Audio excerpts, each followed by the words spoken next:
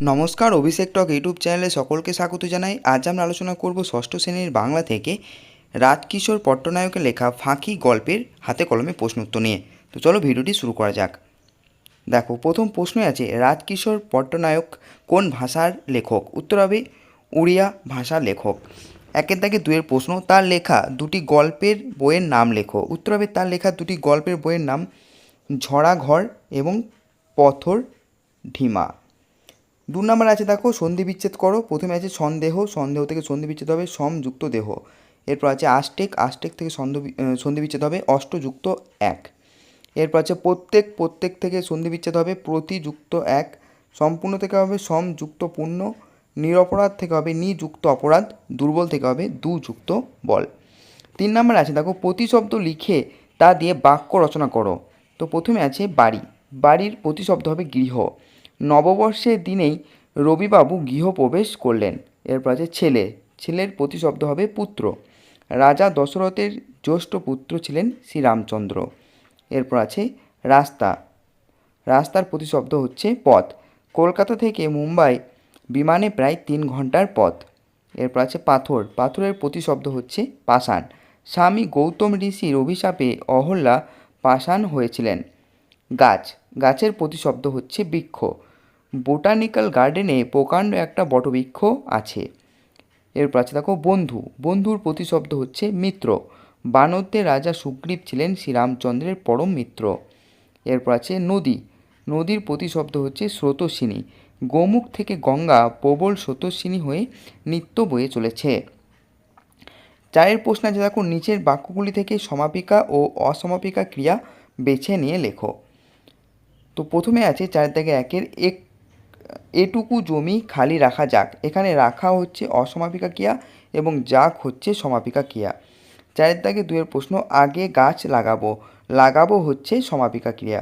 4 দাগে 3-এর প্রশ্ন, কোদাল লাগবে, বইয়ের কোদাল বাইরের কোদাল এসে ঘরে ঢুকবে। তো এখানে লাগবে হচ্ছে সমাপিকা, এসে হচ্ছে অসমাপিকা এবং ঢুকবে হচ্ছে সমাপিকা ক্রিয়া। ঠিক আছে। 4 দাগে 4-এর প্রশ্ন, মায়ে পয়ে ঘরের ভিতরে চলে গেল বিশেষ আলোচনার জন্য। এখানে চলে হচ্ছে অসমাপিকা ক্রিয়া, গেল হচ্ছে সমাপিকা, আর আলোচনা হচ্ছে অসমাপিকা ক্রিয়া। 4 দাগের 5-এর প্রশ্ন আছে, দেখো সকালে গোপাল আর গোপালের মা উঠে প্রথমেই গেল আম গাছ দেখতে, গাছ নেতিয়ে পড়েনি তো? তো এখানে উত্তর হবে, দেখো উঠে হচ্ছে অসমাপিকা ক্রিয়া, গেল হচ্ছে সমাপিকা ক্রিয়া, দেখতে অসমাপিকা ক্রিয়া, নেতিয়ে হচ্ছে অসমাপিকা ক্রিয়া এবং পড়েনি হচ্ছে সমাপিকা ক্রিয়া। 5-এর দাগের প্রশ্ন আছে, দেখো সকর্মক ও অকর্মক ক্রিয়া চিহ্নিত করো। বাবা আম গাছ নিয়ে পাঁচিলের কাজে লাগাচ্ছেন। এখানে লাগাচ্ছেন হচ্ছে সকর্মক ক্রিয়া এবং কর্ম হচ্ছে আম গাছ। 5-এর দাগে 2-এর প্রশ্ন আছে, দেখো যে খুব হয়েছে, মা আর ছেলের একই রকম বুদ্ধি।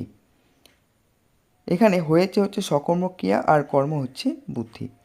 এরপর আছে দেখো আপন চেষ্টাতেই গাছটি বেড়েছে, বেড়েছে হচ্ছে সকর্মক ক্রিয়া আর গাছটি হচ্ছে কর্ম।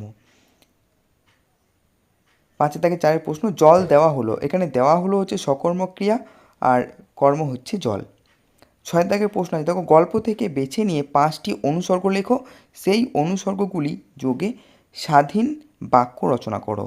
তো প্রথমে আছে থেকে, তো উত্তর হবে বাগবাজার থেকে শ্যামবাজার হেঁটে যাওয়া যায়। এরপর আছে জন্য, আমার জন্য তুমি আর কত কষ্ট সহ্য করবে। এরপর আছে করে, তিনি রিক্সা করে 3 কিলোমিটার গিয়েছেন। এরপর আছে দিয়ে, তোমাকে দিয়ে কোনো কাজ হবে বলে আমার মনে হচ্ছে না। এরপর আছে বরাবর, এই রাস্তা বরাবর মিছিলটি এগিয়ে যাবে। এরপর আছে মধ্যে, এইটুকু ঘরের মধ্যে প্রায় গোটা 10 লোক বাস করে। এরপর আছে উপরে, সবার উপরে মানুষ সত্য, তাহার উপরে নাই। 7-এর প্রশ্ন আছে, দেখো নিচের বিশেষ্য শব্দগুলিকে বিশেষণ এবং বিশেষণ শব্দগুলিকে বিশেষে রূপান্তরিত করো। তো উত্তর হবে জাহাজ থেকে হবে জাহাজি, গাছ থেকে গেছো, পোষ থেকে পোষিত, ঝড় থেকে ঝোড়ো, পশ্চিম থেকে পশ্চিমী। 8-এর প্রশ্ন আছে, দেখো নিচের প্রশ্নগুলি কয়েকটি বাক্যে উত্তর দাও। তো 8-এর দাগের 1-এর প্রশ্ন, কটক কোন নদীর তীরে অবস্থিত? উড়িষ্যার আরও একটি নদীর নাম লেখো। তো উত্তর হবে কটক মহানদীর তীরে অবস্থিত। উড়িষ্যার আরও একটি নদীর নাম হলো বৈতরণী। এছাড়াও আরও একটি বিখ্যাত নদী হলো ব্রাহ্মণী। 8-2 প্রশ্ন, গোপালের বাবা প্রথমে কেন বাগানে ফুল গাছ লাগাতে চাননি? উত্তর হবে, গোপালের বাবা যেখানে জমি কিনলেন সেখানকার মাটি বেলে মাটি, জল দেবারও সুবিধা নেই, ফুল গাছ লাগালে গাছে জল দেওয়া চাই, এইসব ভেবে গোপালের বাবা ফুল গাছ লাগাতে চাননি। 8-3 প্রশ্ন, আম গাছে কেন ঠেকো দিতে হয়েছিল? উত্তর হবে, যুদ্ধের সময় উড়োজাহাজ থেকে বোমা পড়ার ভয়ে সরকারের লোক ট্রেঞ্চ খুঁড়েছিল আর আম গাছটির গোড়া পর্যন্ত। সেদিন থেকে আম গাছটি হেলে পড়েছিল, তাই হেলে পড়া আম গাছকে একটা পেয়ারা গাছের ফেকড়া শক্ত ডাল দিয়ে ঠেকো দেওয়া হয়েছিল। 8-4 প্রশ্ন, গাছটিকে উড়ে খেয়ে ফেললো কীভাবে? উত্তর হবে, গাছটিকে প্রথমে খুব পিঁমড়ে ওঠা নামা করছিল, তা দেখে গোপালের বাবা রাগ হলো। সে গাছটিকে যত্ন করতে গিয়ে পিঁমড়ে তাড়ানোর জন্য গাছে ডিডিটি পাউডার স্প্রে করলো। পিঁমড়েগুলো আর গাছে উঠল না। এরপর সুযোগ পেয়ে উই লেগে গেল গাছে। তারা গাছের কাণ্ডটাকে খেয়ে খেয়ে ভিতরটা ফোবড়া করে দিল। পিঁপড়ে থাকলে গাছে আর উই লাগতে সাহস পেত না। 8-5 প্রশ্ন, গল্প অনুসারে কটকের খবরের কাগজে আম গাছটিকে নিয়ে কী সংবাদ বেরিয়েছে? উত্তর হবে, গাছটিকে নিয়ে খবরের কাগজে নিম্নোক্ত সংবাদ বেরিয়েছিল। কটকে অর্ধরাত্রে ভীষণ ঝড় বৃষ্টি, শহরের ভিতরে পুরীঘাটে আম গাছ উপড়ে পড়েছে। এবার দেখো 9 প্রশ্ন আছে, নিচের প্রশ্নগুলির উত্তর নিজের ভাষায় লেখো। 9-1 প্রশ্ন, এটুকু জমি খালি রাখা যাক, প্রস্তাবটি কে দিয়েছিলেন, কেন তিনি এমন প্রস্তাব দিয়েছিলেন? উত্তর হবে, প্রস্তাবটি দিয়েছিলেন গোপালের বাবা।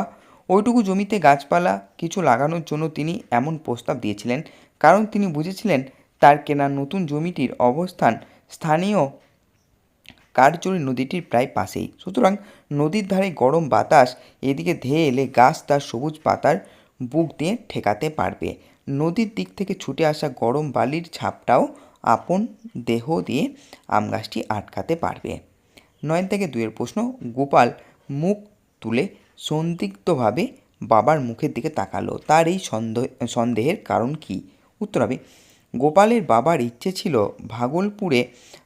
ভাগলপুর থেকে আনা একটা ল্যাংড়া আম গাছের কলমি বড় গাছ থেকে কলম করা চারা ওই জমিতে লাগাবেন। তা শুনে গোপালের মনে সন্দেহ জাগলো যে বাবা যে কলম তৈরি করেছিলেন তা প্রকৃতই ল্যাংড়া আম গাছের কিনা।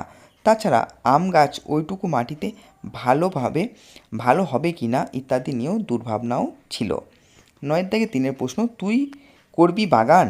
বাবা কেন এমন মন্তব্য করেন? উত্তর হবে, গোপালের ইচ্ছে ওইটুকু জমিতে ফুলের বাগান করবে, কিন্তু বাবা জানতেন গোপাল বাগান করলে তার ঠিকমতো যত্ন আত্তি করতে পারবে না।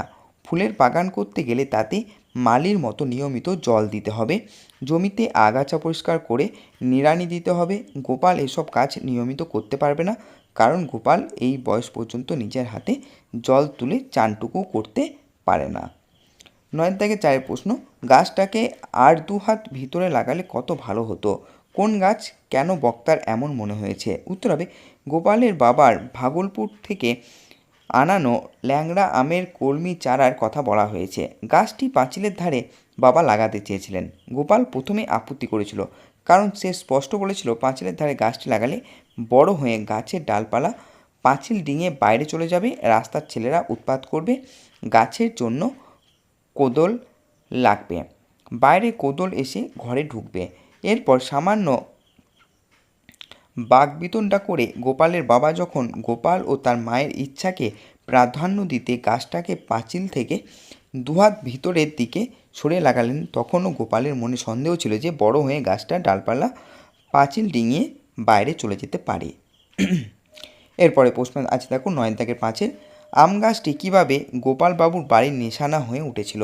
উত্তর হবে, অপরিচিত মানুষের কাছে নিজের বাড়ির ঠিকানা বোঝাতে গেলে মোটামুটি একটা নিশানা বা চিহ্ন বলে দিতে হয়।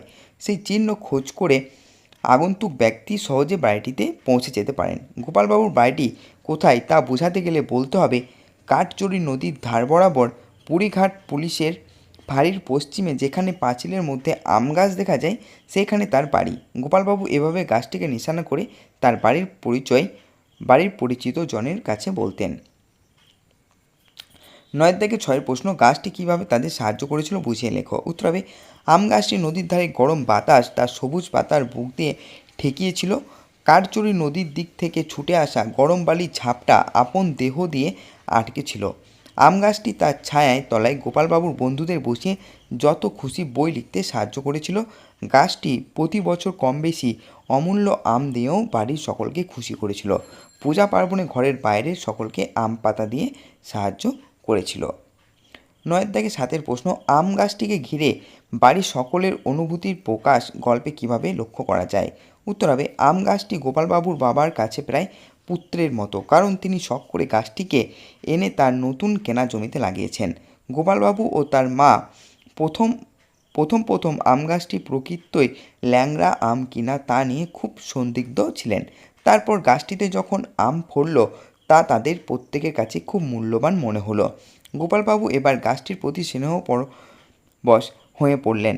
তিনি গাছটির প্রতি রোজই লক্ষ্য রাখতে লাগলেন, সাধ্যমতো যত্ন করতে লাগলেন। ধীরে ধীরে একসময় গোপালবাবু মাও গাছটিকে ভালোবেসে ফেললেন।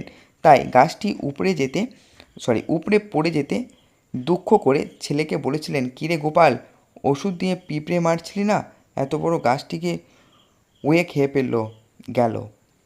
9 থেকে 8 প্রশ্ন, সেই দিন থেকে গাছ হেলে পড়েছে পূর্ব দিকে। কোন দিনের কথা বলা হয়েছে? গাছটি হেলে পড়ার কারণ কি? উত্তর হবে, সেই দিন বলতে যুদ্ধের সময় আম গাছের উপর দিয়ে বোমা পড়ায় ভয় গেছে। যুদ্ধের সময় উড়োজাহাজ থেকে যদি বোমা পড়ে তবে তার হাত থেকে বাঁচবার জন্য সরকারের লোক ট্রেঞ্চ খুঁড়ে রেখে গেছে একেবারে আম গাছের গোড়া পর্যন্ত। সেই দিন থেকে গাছ হেলে পড়েছে পূব দিকে। 9 থেকে 9 প্রশ্ন, ঠিক বন্ধুর মতোই গাছ সব কথা লুকিয়ে রেখেছে। গাছটি কিভাবে গোপালের বন্ধু হয়ে উঠেছিল? কোন সব কথা সে লুকিয়ে রেখেছিল? উত্তর হবে, গাছটি সকলের থেকে নানা অত্যাচার চুপ করে সহ্য করেছে। পূজা পার্বণ বিবাহ বাড়িতে গাছটি থেকে পাতা ছিঁড়ে নেওয়া হয়েছে, আম ডাল কেটে নিয়েছে, আগুন লাগানে পিঁপড়েগুলো এসে গাছটাকে কামড়ে খেয়েছে, পাখি বাসা বেঁধেছে। গাছের আম বিলি করা হয়েছে আত্মীয় স্বজনদের কাছে। ফলে গাছটি একদিন পরিবারের একজন সদস্যে পরিণত হয়েছে। ধীরে ধীরে গাছটি একদিন গোপালের বন্ধু হয়ে উঠেছে। যুদ্ধের ভয়ে সরকারি লোকেদের ট্রেঞ্চ করার পর গাছটা কমজোরি হয়েছে। ফলে গাছটা পাঁচিলের ধারে রাস্তার দিকে হেলে পড়ায় রাস্তার লোকের অসুবিধা হবে বলে গোপাল মাকে না জানিয়ে গোপনে তার সরু সরু কয়েকটা ডালও কেটে দিয়েছে। তবু গাছটার কত মায়া, তার পাতার আড়ালে সব ক্ষত চিহ্ন সে লুকিয়ে ফেলে। ঠিক বন্ধুর মতোই গাছ সব কথা লুকিয়ে রেখেছে। গোপাল গিয়ে হাত বুলিয়ে দেয় গাছের গায়ে। এবার 9 থেকে 10 প্রশ্ন আছে, দেখো। বিভিন্ন ঋতুতে আম গাছটা যে ছবি গল্পে ফুটে উঠেছে তা আলোচনা করো। উত্তর হবে, মূলত 3টি ঋতুতে গাছটির অবস্থা বর্ণিত হয়েছে, যেমন গ্রীষ্ম ঋতু, বর্ষা ঋতু, শীত ঋতু। গ্রীষ্মকালে নদীর ধারে গরম বাতাসে সে তার সবুজ পাতায় ঠেকিয়েছে। কাঠচুরি নদী থেকে ছুটে আসা গরম বালির ঝাপটা আপন দেহ দিয়ে আটকেছে। বর্ষাকালে বৃষ্টির সময় গাছের সমস্ত পাতা ভিজে গেছে, কত ঝড় বৃষ্টি গেছে, প্রতি বছর কত ফুল কুড়ি ও পাতা ভরে পড়েছে। শীতকালে গাছটি উদ্বেগ নিয়ে কুয়াশা সহ্য করেছে, কুয়াশার কিছু বোল ঝরে গেছে, বাতাসে মটর দানার মতো বোল ছিঁড়ে পড়েছে। 9 থেকে 11 প্রশ্ন আছে, দেখো। গাছটি কিভাবে পরিবারের সকলকে ফাঁকি দিয়ে চলে গেল? উত্তর হবে, গাছটি প্রথম আঘাত খেয়েছে যুদ্ধের সময় যখন ট্রেঞ্চ খোঁড়া হয়, তখনই সে তার শেকড় ছিঁড়ে একদিকে হেলে পড়েছে। গাছের শরীর মারাত্মকভাবে দুর্বল হয়েছে, এতেও সে নিজেকে প্রাণপণ চেষ্টায় সোজা করে ধরে রাখার চেষ্টা করেছিল। কিন্তু এক কথায় যখন ভিতরে ভিতরে সকলের ছায়া আড়ালে ওই পোকা আম গাছটিকে কুড়ে কুড়ে ফোবড়া করে দিল, তখন তার যেন মেরুদণ্ড ভেঙে গেল। সে একদিন রাতে প্রবল ঝড় বৃষ্টির আঘাতে মৃত্যুর কোলে ঢলে পড়ল। সকলকে সে ফাঁকি দিয়ে চিরতরে চলে গেল।